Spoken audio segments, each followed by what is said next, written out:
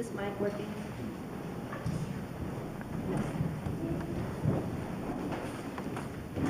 Oh, there we go. We have sound. So many people, when they hear this story, are a little quizzical. The first question I usually hear is, why would you put on your clothes if you're jumping into the water? And that's probably because it's a translation error. They think what is meant here is probably that Peter put something around him like a belt, and that is confirmed at the end of the story when it says he will be led by a belt or tie around him to a death that he won't want to go to, or where he doesn't want to go. But it also is a reflection of what's happening in this story. So it's been said that what's happening in the story is that Peter is being forgiven for the 3 times that he denied Christ. How many have heard that that's what's going on in this story? Yeah, okay. So it's not exactly that. It is that, but it's a lot more than that. What's happening is the whole scene is showing something that happened just to Peter. So the story is about Peter, and it's about his vocation. This new community that this gospel sprang from, this community around John, they worshipped all the time. They were doing baptisms all the time. They would have been familiar with the threefold promises that we make when we're baptized. So in case you've forgotten, we had a baptism last week. 3 times when you're taking the baptismal promises, you renounce Satan. So it's like Satan's over here on the left side, the sinister side. And we say, we renounce him, we renounce him, we renounce him. And then we turn to Jesus Christ. And I'll just remind you what we do when we do that. Do you turn to Jesus Christ and accept him as your Savior? I do. Do you put your whole trust in his grace and love? I do. Do you promise to follow and obey him as your Lord? I do. So Peter has had a hard time obeying Jesus, remember? And here's this story that we associate in the other Gospels, the Synoptic Gospels. It comes at the beginning, right? Saying, you fishers of men, you're going to now catch men, not fish, playing on words. That is not why the story is here in the resurrection stories. In fact, the gospel actually ended. The first ending was what we heard last week, which was the story of Thomas, who said, I will not believe until I see the wounds in his hands and my hand in his side.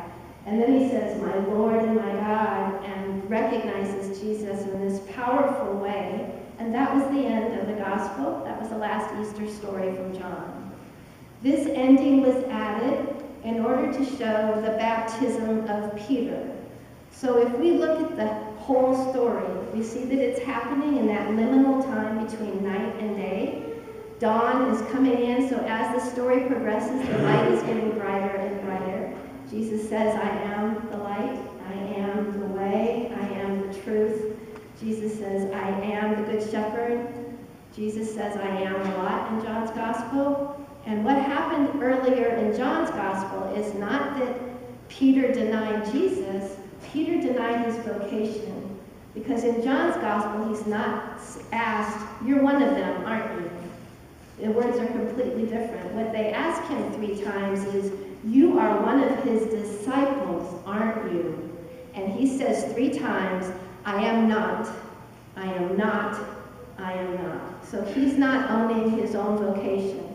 These baptismal vows say that we will follow and obey him, and that we believe he is the Lord.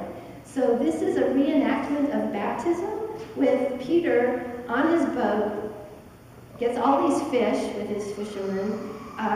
They pull it into the boat, but what he's doing is he hears that it's Jesus. He doesn't see him. So it's still Jesus is in this unrecognizable form. They think it's Jesus by what he's doing. And when they caught all these fish, the other disciples say, it is him, it's Jesus, it's the Lord. And then Peter says he heard them, and then he puts the belt around him and jumps into the water and goes over to see Jesus. Jesus is sitting by a charcoal fire. When in the story have we had another charcoal fire.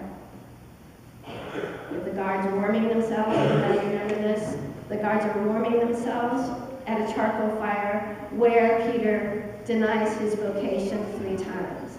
So this is a little reminder that that's probably what's happening here. But then the 3 times Jesus asks him, do you love me? Do you love me? Do you love me? That is the primary feeling in someone who's experienced conversion and requests to be baptized. This falling in love with Jesus and wanting to do anything he asks. So Peter, as we know, misunderstood Jesus numerous times during all the Gospels, and now he is getting ratified that he loves Jesus. But saying it 3 times makes it very powerful. There's witnesses. They saw him get dunked in the water. The rest of them came in the boat. Only Peter's in the water. And then he takes these promises, I love you, I love you. And what is he supposed to do? Feed everybody, right? So Jesus, for the last time in this gospel, offers to feed them breakfast.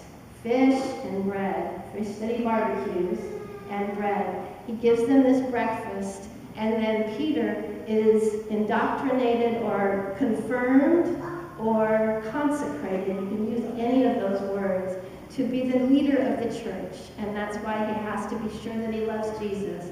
Because if you're a leader and don't love Jesus, you're in really deep water.